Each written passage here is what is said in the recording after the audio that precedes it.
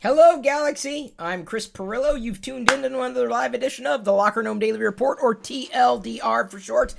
I apologize for being like 30 seconds late because apparently Facebook has banned the use of eggplant and peach emoji when used together. So this discriminates against people who love peaches and eggplant together? Like, because apparently you can use the eggplant emoji and the peach emoji to emote things that aren't necessarily an eggplant or a peach. You probably already knew that. I already knew that, but I will go on record by saying every single time I've ever used an eggplant emoji, and every single time I've ever used a peach emoji, it's been for non-sexual purposes. You freaks! What's the next emoji y'all are gonna take from us, huh? We just got the sloth emoji. Don't take that away. Okay, on to the topic at hand. Just be careful about how you use your emoji there in the live chat. Don't think I'm not watching you. Yesterday, before I was jumping on the live TLDR episode to talk about all the different entertainment options, and despite learning that today it's an anniversary that Disney's acquired Lucasfilm, it's now been a number of years. I'm probably going to dive deeper into that tomorrow, as well as the topic of why I think The Mandalorian is more exciting than The Rise of Skywalker in terms of anticipation. So stay tuned for that tomorrow. Earlier today, I did a live stream on Twitch. It's Wednesdays, so at 1 p.m. Pacific, I do a stream. I play Dark. It was a lot of fun. DARQ. Total blast. You can watch that video. I uploaded it to the Chris Pirillo Plays YouTube channel. Link is in the video description. Dez stopped by. Dez. Ask Dez on Twitter. No, I mean, that's not what you do. That's his handle. At Ask Dez. On Twitter. I was going to throw an emoji in there, but I don't want to put out the wrong emoji. Because Dez might get offended if I use the wrong emoji. I don't know. I don't think Dez gets offended very easily, though. He's very, in all the years I've known him, he's always been very reasonable, approachable, very, very kind. So he brought over with him a tablet, an Android tablet, and an Xbox controller. He's on the service, which is currently alpha, specifically the Project xCloud preview for the Xbox. And the idea, if you've not heard of this, and I'd be shocked if people who watch me have not heard of this, is effectively streaming gameplay from the cloud. I mean, this whole concept is the new hotness, given that we are also on the cusp of Project Stadia launching, initially with controllers, specifically Stadia controllers, and eventually I think Google suggested that any game would be playable with any controller. Again, by way of Google software, Google Chrome, a Chromecast, something that's tied to Google's infrastructure. I do have a Google Stadia on pre-order. I have not personally signed up for Project xCloud, despite having an Xbox One. It's a few years old. I got it with the release of the first Star Wars Battlefront in and around there. And, you know, I've certainly enjoyed the Xbox as I've played it. It's just that the Xbox is geophysically in one location. And that's, you know, a place that sometimes I can't get to. Or sometimes the TV is preoccupied. It's not like a dedicated set. I'm not so blessed as to have a dedicated TV to gaming or an Xbox. Maybe you're blessed. I don't have it connected to a computer screen. Maybe at some point I can. And why do I have my headphones on? I'm not listening to music. Where am I going to put it? Okay. You're going in the drawer. That's right. I talk to my headphones. You got a problem with that? You got a problem with me, buddy.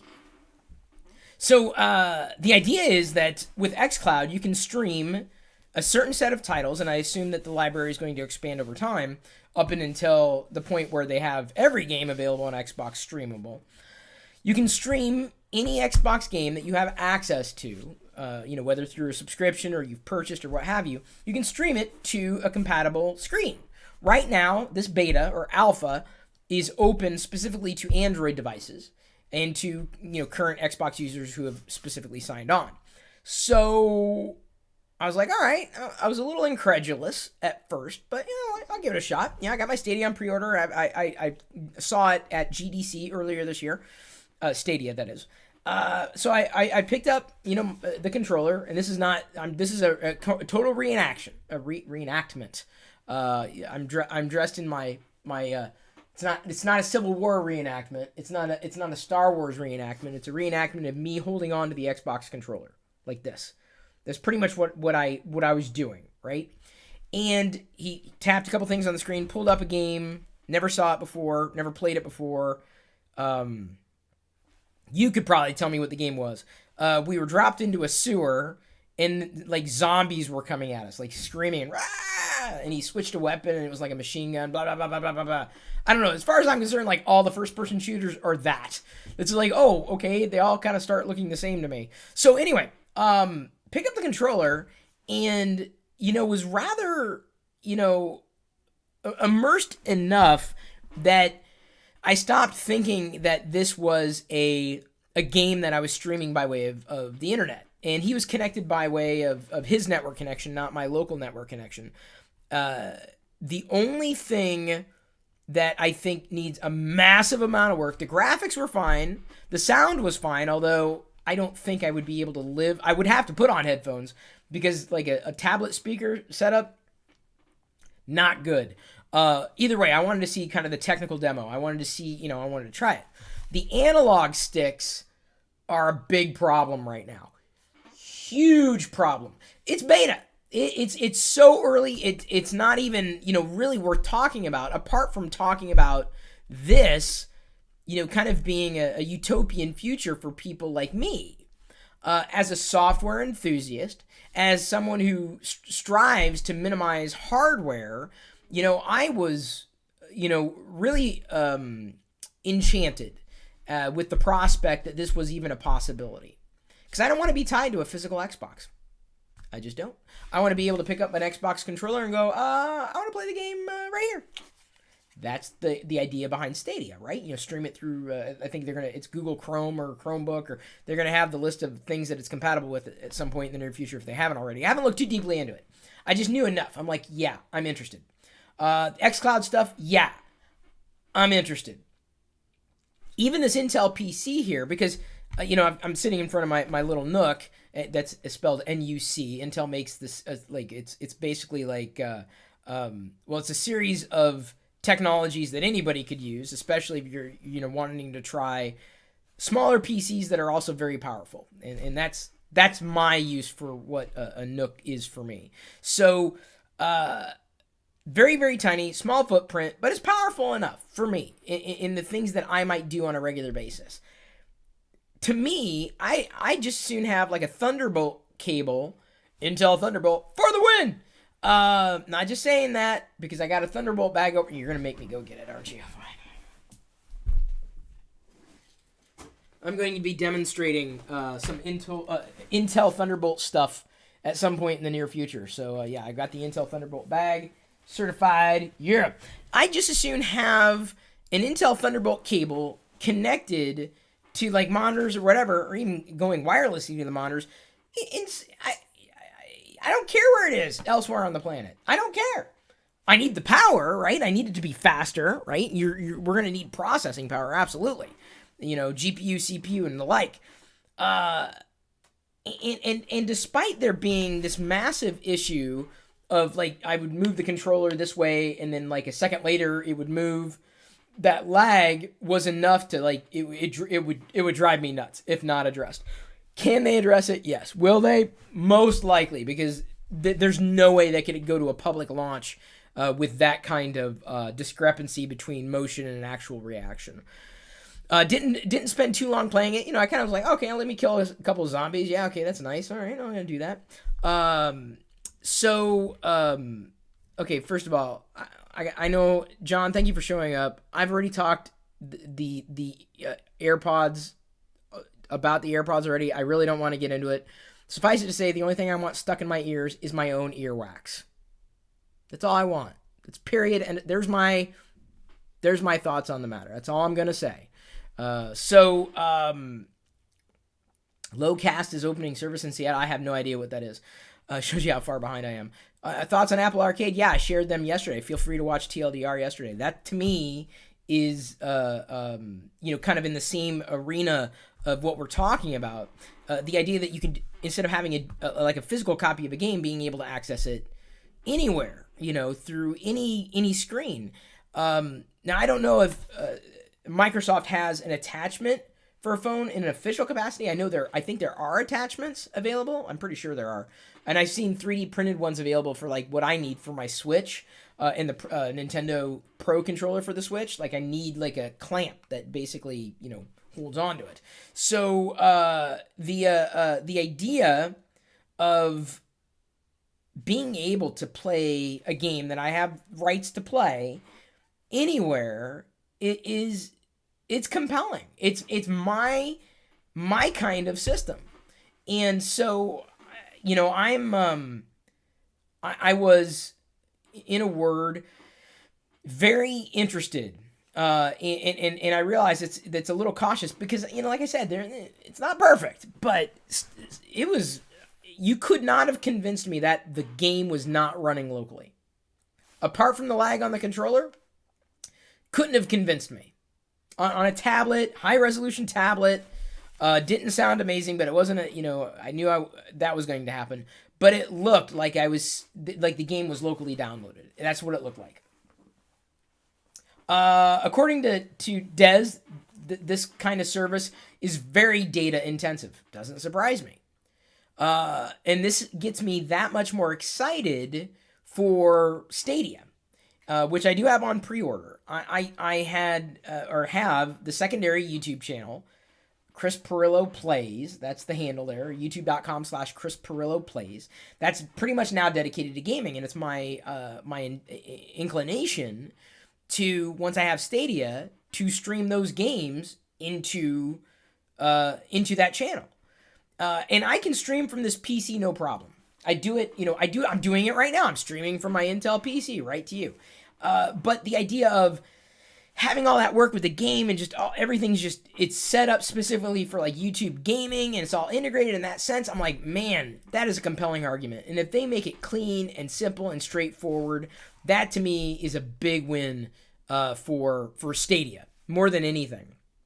If they don't run into issues specifically with like, I move the controller this way and then like a second later it does its thing because then I over aim, or I over move because I'm trying to compensate and like I'm trying to go that way and it didn't go that way, so I do it again and then I go further than I want to go.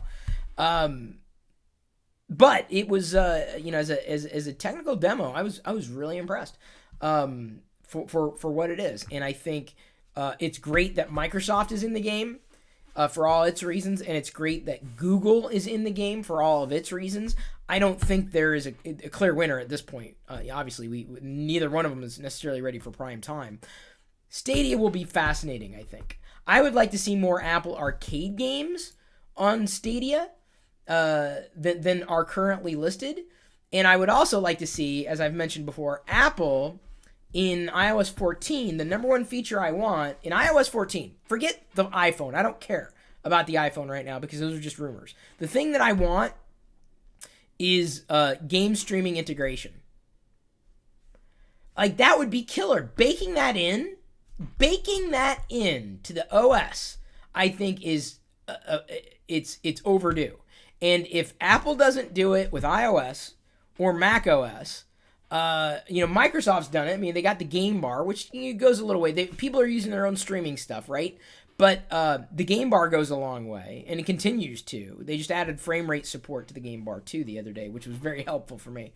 But the idea that, with one controller and one screen, you can be doing everything you need to do, streaming to the world? Oh, yeah, for sure, dude. Because this stuff's not going to go away. So my prediction is that one of them is going to do it. Either Google with Android is going to bake live streaming support into the OS, or Apple with iOS, because with iOS you get the iPad in tow and then tvOS, and that's what I'd love to do. I'd love to stream that way. I'd love to stream in that capacity.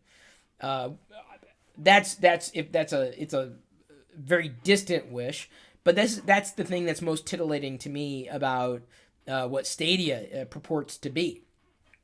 We will discover that in a few weeks. Yeah, people probably have been streaming Apple Arcade games. It is possible to connect your iPad or your iPhone to like your Mac and then capture it from there. Of course, you could also dump into, if you have an external device, pump it through that. That's what I need to get for, not necessarily for Apple TV stuff, but for the Switch. I just try to keep things as simple as anything. That to me, that's the argument. That's the proposition.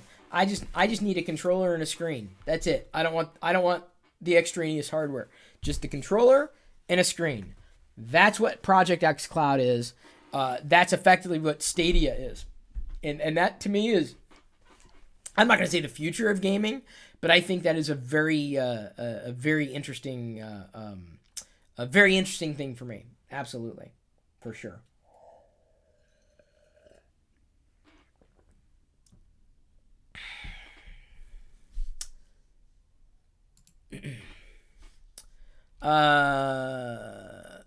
Lowcast is free streaming of all your locals live. I don't get it. Now you're making me want to look it up. Oh yeah, I don't care. That's really the only thing I wanted to cover tonight. I had no other topic. Like I really didn't. I'm not going to talk about the air balls or whatever those phenomena things that you're supposed to stick in your ear. The earbuds, right? I don't want to talk about that. Why would I talk about something that I don't want, that I'm never going to buy? Why? I could spend so much time talking about all the things I'm never going to buy. I don't think anybody's interested at all. Yeah, I never got used to playing with a keyboard and a mouse, and I've tried. But I'm not a competitive gamer. I don't think I ever will be. I've been having fun, like I said, with Tetris 99. I've threatened to kind of prop it up and play it and stream it from the camera that I use, but it's not as clean and as simple as a live capture. I just don't. I haven't wanted to spend $100 or $200 on a capture device to capture externally and stream through it. Maybe at some point in the future I can justify that cost, but right now, yeah, I'm playing a lot of that stuff locally. So yeah, that's all I needed to cover. All I wanted to cover tonight. Thank you.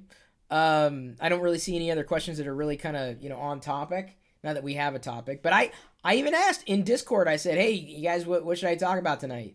And I said, "If you're not careful, I will basically talk 20 minutes about how dang it, I did not mean to hide your message, Frodo Baggin. Sorry. I threatened to talk about the Mandalorian versus the Rise of Skywalker, which I may very well do tomorrow." Because this is something that's there's not a lot of stuff that hits my radar, especially on busy days like today, where I spend most of my time playing games. I ended up playing Dark. It was a lot of fun. I'm almost through. It was a fun little puzzle game. This little graphic I grabbed, it reminded me a lot of the top of remember Mask, Mask, Mask. I don't have Xbox PC Game Pass. If I did have anything, it would probably be the Ultimate Pass. But I don't play it enough right now. It's not enough in my workflow to justify the cost today. That might very well change. I don't even know if I can justify the cost of Stadia. I really don't know. I don't have an answer to that question. I think I can justify the cost to Apple Arcade. I think that's far more reasonable. But even then, like when I'm done for the day. I'm not picking up a controller necessarily. And if I am right now, it's currently playing on the Switch. There are a few Apple Arcade games that I've enjoyed playing. Don't get me wrong, and that's a lot of that. I think is going to change as Jedi gets older because I'm hoping that she will enjoy video games, and so I'm trying to introduce her slowly but surely to that stuff. Or if I can get Diana to sit still for 5 minutes to get her to play a video game, I know she'd have a lot of fun with this stuff. No doubt about that. I not being a gamer, this stuff fascinates me for completely different reasons than it might fascinate gamers. So, thank you everybody for tuning in. I don't have anything else to cover with y'all tonight. I will be talking about The Mandalorian and The Rise of Skywalker tomorrow, kind of like why I think that Star Wars is about to hit its stride. Thank you. Feel free to stop by Discord if you're so inclined. If I did not cover the thing that you want me to cover, you can go here. Oops. I have to type it in. But that's, it depends on the day. But talking about gadgetry, I know gets the views, but I don't buy a lot of gadgetry. The last thing I got was a Cal Kestis. That was it right there. This is the last thing I got. 25% off plus an additional $2 off for the Jedi Fallen Order. This is my Jedi Fallen Order. This is when Jedi Fallen Order comes in. I don't know if I'm playing that on the PC or the Xbox yet. I do have it pre-order on Xbox. I'll be getting the exclusives. I'll be getting the exclusive controller for sure. I'm looking forward to that. Very excited for that. But I'll be playing the game somewhere, somehow. I'll figure out my workflow. I just don't know how yet. I'll have it on. I have the Xbox, but not the controller. I wish it came with the controller, because then I wouldn't have to buy that separately. But I get like maybe I should be canceling the Xbox pre-order of that, because I'd be playing it here, right, with the controller in front of the screen, assuming I don't get motion sick. That's my problem. Is I'm afraid I'm going to get like motion sickness. You missed the live streams? Well, dude, you're watching a live stream. There's nothing to miss. Turn on your notifications. There's no worried about that. You're designing a comfy grip for the Switch. Oh, 3D printing with Heath. You got my DM. I don't need a grip. What I need is something like a clamp. So basically, for my this is obviously the Xbox controller, Heath, but a clamp that takes the Switch and connects and has it clamped onto the Pro controller. Because my problem is I want to use the Pro controller, not the Switch controls, right? I want to use the Pro controller, but the device itself, the Switch itself, I got to prop up, and I can't sit in bed and do it and prop it up and have it slides all around. It's just a pain in the neck. So yeah, you know what I'm saying? I'm looking for a clamp for the Switch to play it with my Pro controller, and I've seen 3D printed options out there, but I'm like, well, if they're 3D printed options, I wonder if Heath knew that. So that's the thing I'm looking for. The Pro controller, Switch grip, so that I can Pro control and mount the Switch anywhere I am. That's what I'm looking for. That's what I need. Low ticket sales. John, you have not been reading the news because it broke records. Or the news that you're getting must be Fox News, because that's not true at all. Did that just slip out? Sorry, not sorry. Yeah, I'm not gonna pull up the data or statistics, but it's already blown away some records. Suffice it to say, happy about that. So I'm gonna go ahead and wrap up and leave it to you. Okay, Heath, I'll leave it to you. Not a problem there. Not gonna unbox my Cal Kestis today. Ah!